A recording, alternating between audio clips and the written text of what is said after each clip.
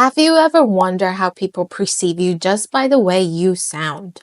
Your intonation, the rise and the fall of your voice shapes how you come across without you realizing it.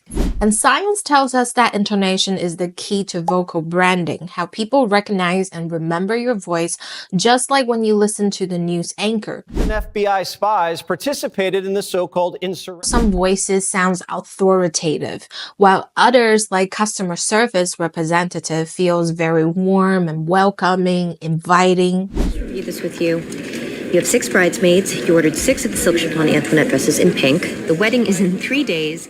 It's what makes a simple sentence, "you are going out," sounds different from "you're going out."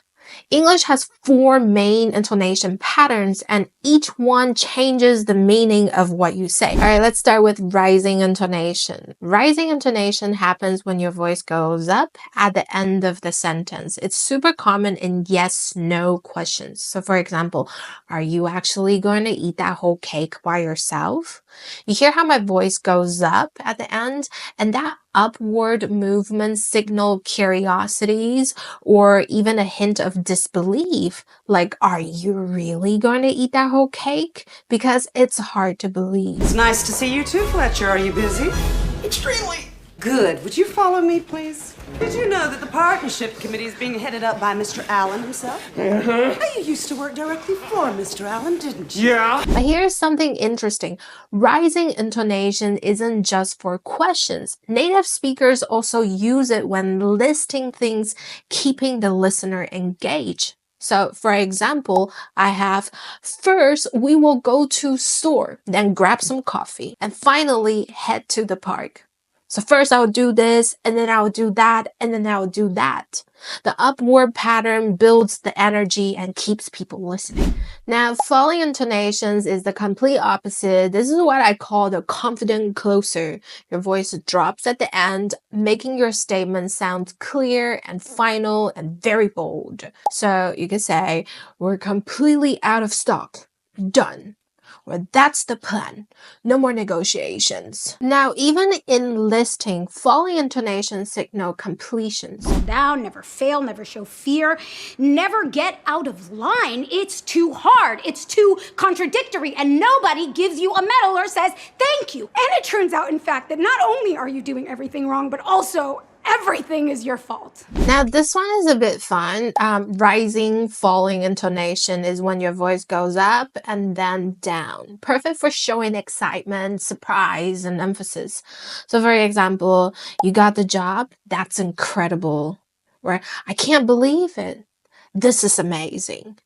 These patterns add drama and energy to your speech, and in professional setting, it can make you sound persuasive and engaging. You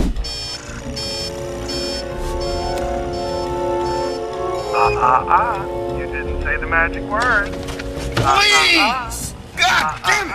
Hate this hacking crap. The rising part grabs attention and falls delivers impact like a mic drop moment. Falling, rising intonation. This is the hesitation hint. Now, this pattern is a little bit tricky because it can signal uncertainty, doubt, and hesitation. So your voice drop first and then rise again. So for example, I guess so. Maybe. It's a subtle way to respond so you don't want to sound too direct. For example, like if someone asks you, are you free this weekend? But you're unsure and you don't want to sound rude. So you go, I think so. Yeah, probably not right now. We should focus on the crops. So let's get back to work. Maybe later. It keeps things open-ended, which is super useful in casual conversations when you don't want to commit 100% about something. Word stress. Now, this is the key secret to sounding natural because intonation isn't just about the pitch. It's also about which word you emphasize. Now, let's take the sentence, I really want to go to Japan. The capitalized words are stressed because they carry the most meaning. But if we change the stress, we change the complete meaning. So let's say I really want to go to Japan, emphasizing how much you really want to go.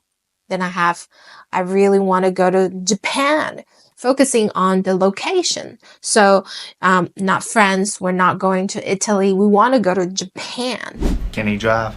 Can he drive? You know what DK stands for? Donkey Kong? Drift King. Drift. What do you mean, drift? So native speaker naturally shift stress depending on what they want to highlight. If you learn to do the same, your speech will sound more expressive, dynamic, more engaging. All right, lastly, I want to talk about rhythm, the flow of English. Now, because English has a natural rhythm where some words are stressed and others are reduced. So let's look at this sentence I have. The notebook is under the chair. Now, this is just me saying in a very flat tone. Now, if I'm saying it in like a Chinese kind of intonation, it will sound like the notebook is under the chair. So very choppy, very robotic. What native English speakers would do is that they will connect and even reduce some words. So like the notebooks under the chair. The notebooks under the chair. You see how I group some words together? The notebooks under the chair. This is because English is stress time, meaning important words are stressed out while smaller words blend together. Come on. What are you going to do? Stay out there all night? And here's the thing. Intonation is just only one piece of the puzzle. And I know many of you who's watching my videos, you want that native-like English. You want to sound smooth, natural, and effortless. But let me tell you, intonation alone won't get you there. You also need to understand connected speech. That means learning how sounds blend together, like phrases, excuse me, what do you mean? Instead of excuse me, what do you mean? Learn more about connected speech in this video.